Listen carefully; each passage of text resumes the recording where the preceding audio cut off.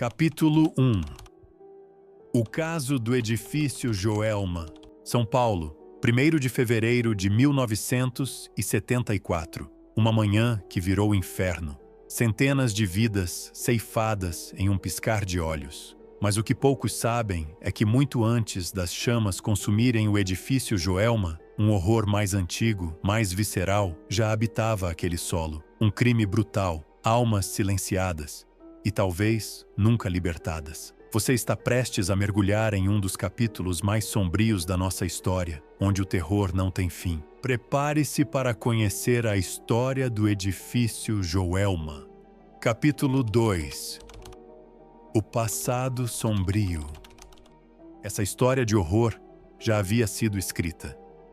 Décadas antes, em 1948, o terreno onde o Joelma seria erguido abrigava um casarão de aspecto normal, que escondia um segredo terrível.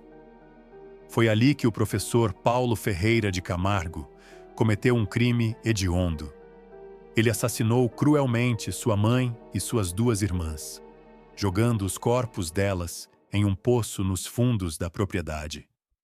Uma brutalidade que ecoou pelos anos, silenciando vidas inocentes e impregnando o solo com uma energia de dor e desespero.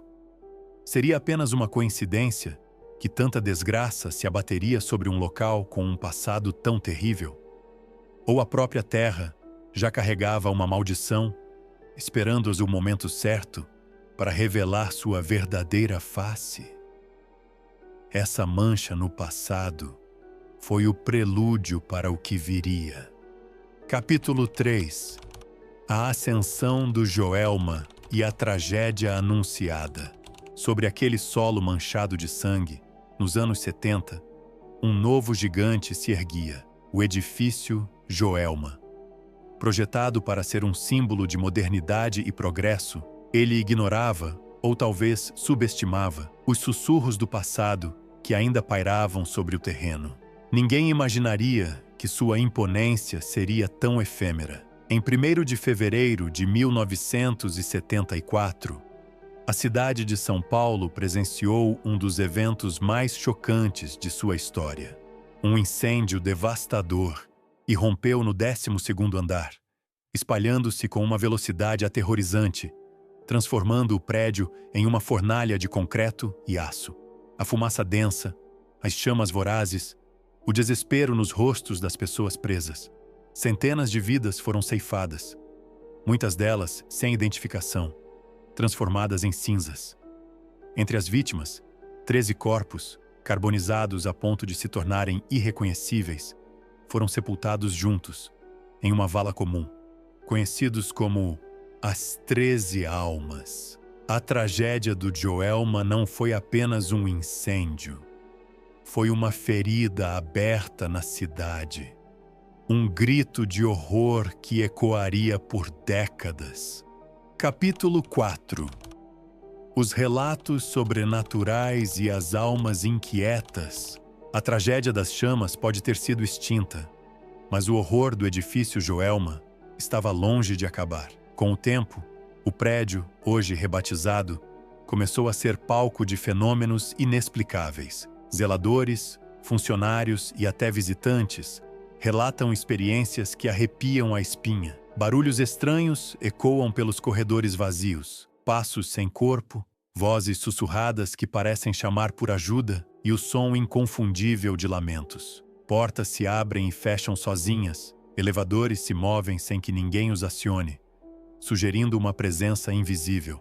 Muitos que ousam investigar o local em silêncio noturno descrevem uma queda brusca na temperatura, um frio intenso que gela até os ossos e um persistente cheiro de queimado, ou ainda mais macabro, de formol, um odor que remete diretamente aos corpos da tragédia.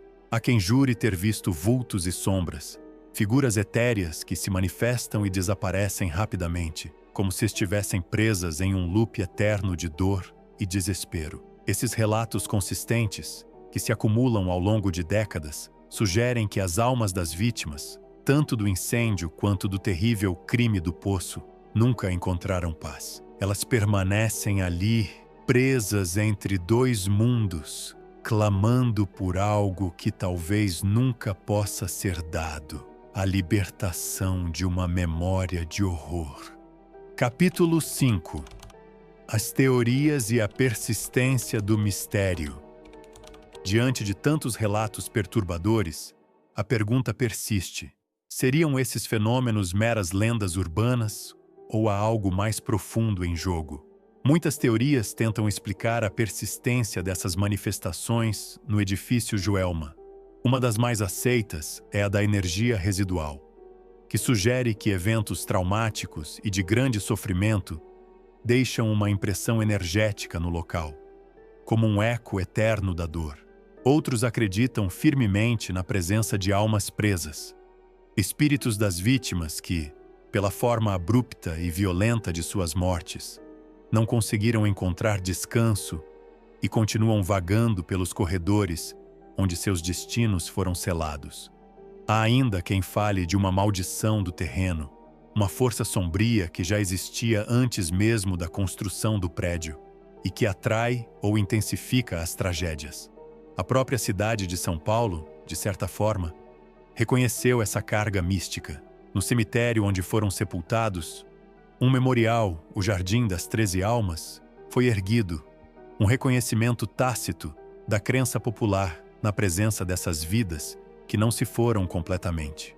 O Joelma, hoje um prédio corporativo, é mais do que concreto e vidro. É um monumento silencioso a um passado que se recusa a ser esquecido. Um enigma que desafia a razão. Capítulo 6. A conclusão.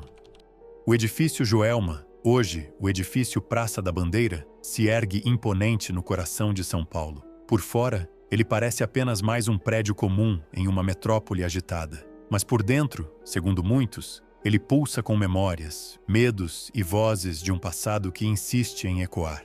As chamas se apagaram, os escombros foram removidos e a vida seguiu em frente para a cidade. No entanto, o mistério, a dor e o pavor dessas almas ainda residem lá, entre os andares e as paredes de concreto.